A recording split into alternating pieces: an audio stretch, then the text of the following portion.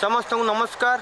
जय जगन्नाथ। मु श्री शिव प्रसाद सामल प्रतिष्ठाता महाभागुरु पोलिसा ट्रस्ट चलित वर्ष विश्व प्रसिद्ध रथयात्रा महाभागुरु पोलिसा ट्रस्ट तरफ श्रीक्षेत्र पुरी को आसुवा लक्ष लक्ष भक्त तथा श्रद्धा मान निमंते सुरक्षा दिगर निमंते आम विभिन्न सेवामूलक कार्यक्रम रखीचु। खाद्य बंटन, पानीय जल बंटन, प्राथमिक चिकित्सा केन्द्र, आंबुलांस सेवा, जल सिंचन, सूचना केन्द्र आज एमती अनेक मूलक सेवा कार्यक्रम रखीचु। आपण मैंने घोषयात्रा सामिल हूँ। यही सेवा कार्यक्रम को व्यापक रूप दिंतु।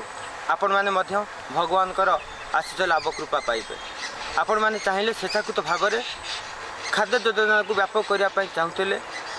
डाली, चाउल, चीनी, सुजी, तेल आदि आपण देकी कार्यक्रम को सुचारू रूपे कर सौभाग्य नहीं पारे। तेज आसतु आम समस्ते ये घोषयात्रा समस्ते सामिल हवा।